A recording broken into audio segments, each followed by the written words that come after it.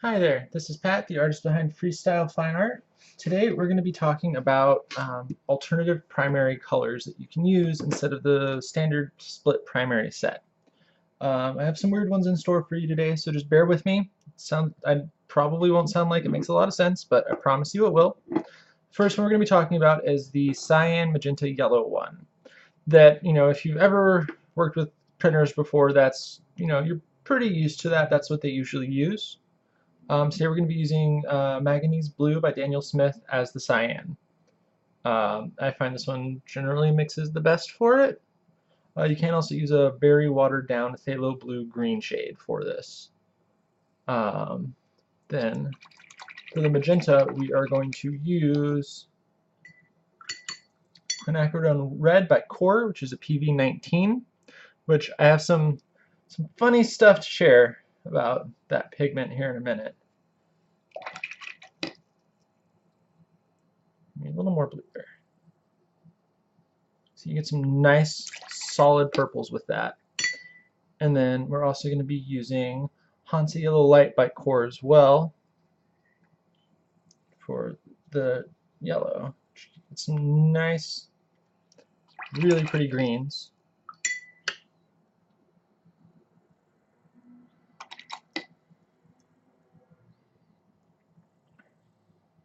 And you can also get some really nice oranges, which is why, printers use these three colors, because you can make a lot of really awesome colors with it.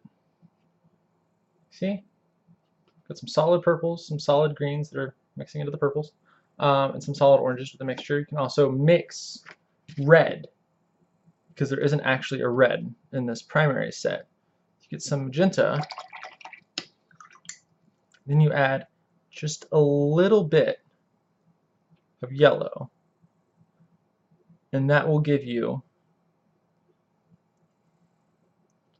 a more traditional red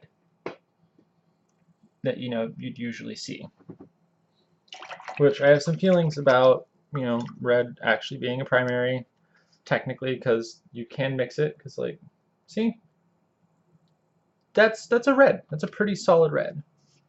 The second set of primary colors that I really like is what I call the neutral set, which is indigo, burnt sienna, and yellow ochre. I really, really like these specifically, and we're going to be using indigo by Core for the blue. But the reason I like these is because you can make some really, really gorgeous neutral paintings with just these three colors. And burnt sienna by Core as well. You don't really get a whole lot of purple with it, but if you're doing more neutral setup, you generally don't want really vivid purples to begin with. We're also using yellow ochre by Core as well. The greens are surprisingly brighter than what I thought they would be originally. Like, they actually surprised me with how bright they were. Yeah. That is the neutrals. Create some fun paintings with that. So this next one's real weird, but I kind of dig it.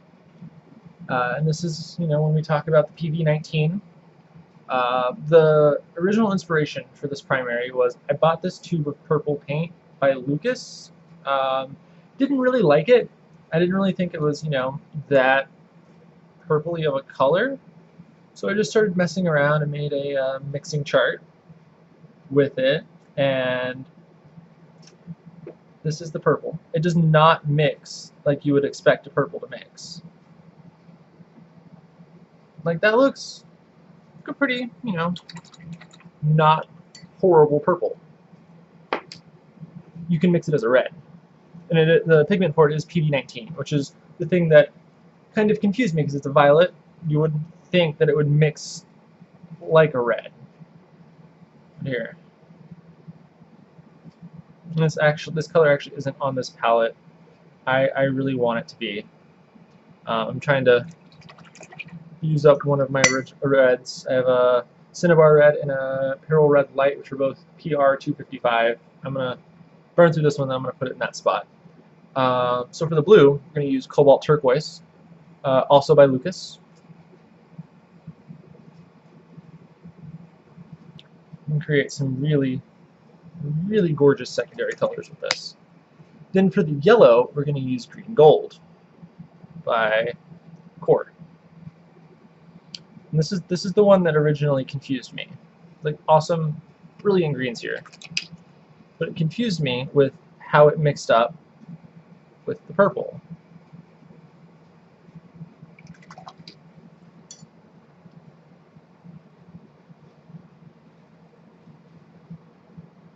So it makes these surprisingly gorgeous orangey tones. Honestly, if you look at that, that's actually really similar to that indigo. But yeah, the green gold and the purple makes an interesting orange. But yeah, I made a few paintings with this triad here. Turned out kind of weird, but not necessarily in a bad way. But yeah, that's all we have for this. I just wanted to make a quick little video about this, just to kind of show you some of the options that you have. You don't necessarily have to stick to the traditional split primary palette or even the neutral primaries that a lot of artists used in the olden times.